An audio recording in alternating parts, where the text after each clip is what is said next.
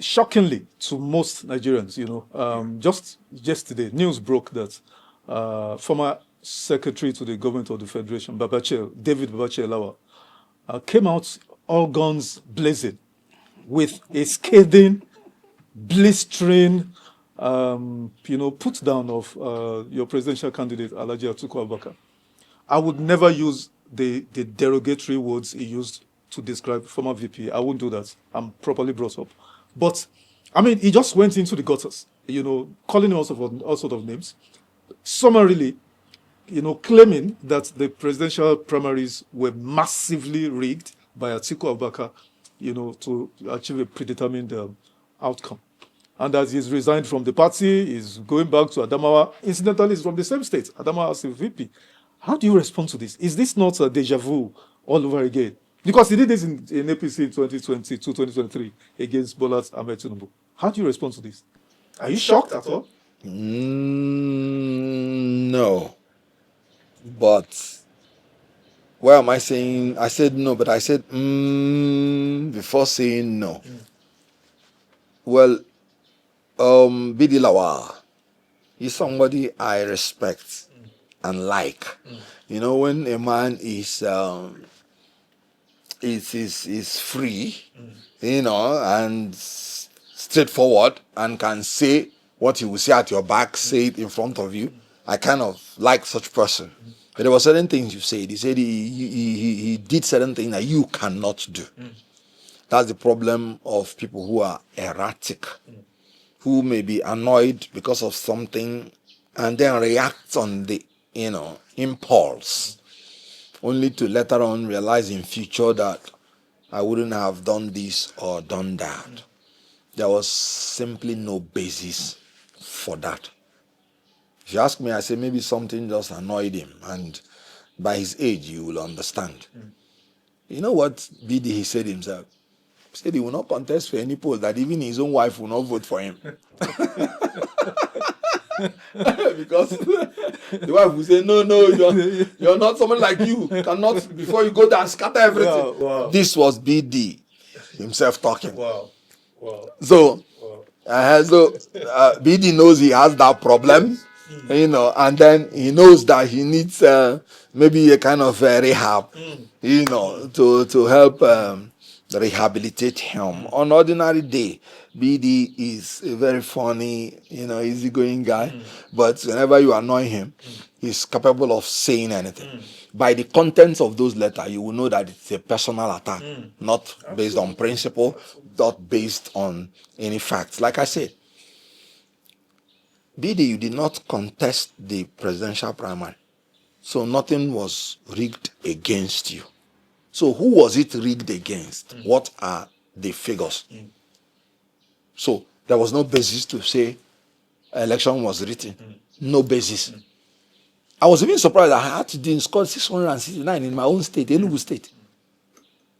Me, I was like, so I had to do now, I had to follow. I'm the leader in Enugu state, but to tell you how things were. Now, he made mention about, talking about trying to insinuate, the terrorists, this and that.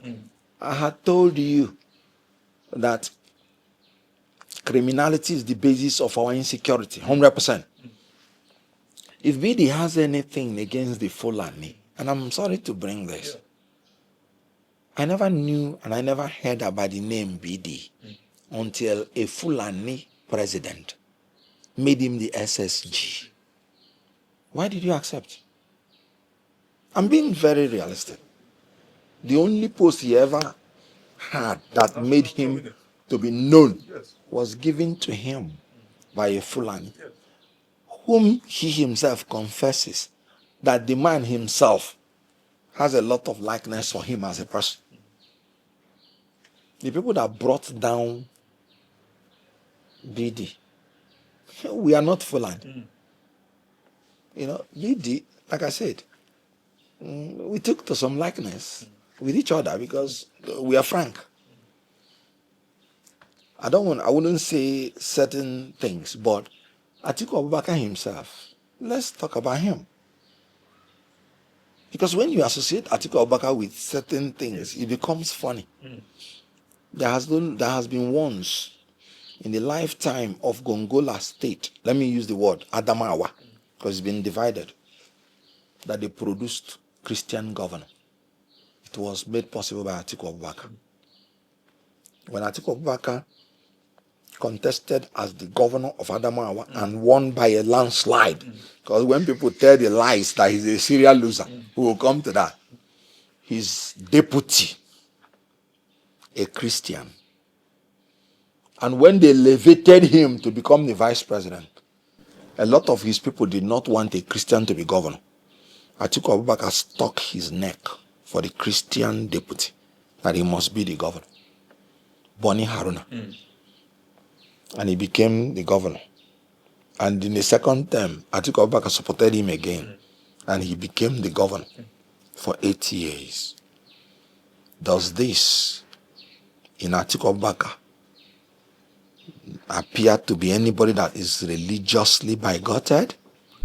Atiku Abubakar has never agreed that he will run with a Muslim ticket, no matter how profitable it would have been for him politically. He rejected Tinubu in 2007.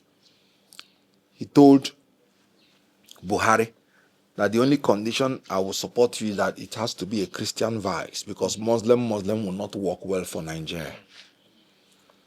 Does this appear to you as a man that is bigoted? Then Atiku Abubakar has been a Democrat and has paid a lot of price for it. During third term regime, he fought his own boss to ensure that we don't have life presidents in this country. And that is why he's paying a price. You know, there is this advert people bring. They say, I said that Atiku Abubakar is corrupt, this and that. I laughed. First of all, let me thank them for making me to appear as a man who had a job to do, and he did it diligently well. My job then was to take out Atiku Abubakar. And I took him out to ensure he's not president, and my candidate to be president, and we believe he won. Those statements of corruption, I was citing a source. I was not the source of them. It was written by President Obasanjo to get back at Atiku for Atiku refusing to support his third term. But I saw it, and it was beneficial for me. It was not my duty of care to promote him. If the people then did not know how to promote him, that was their business.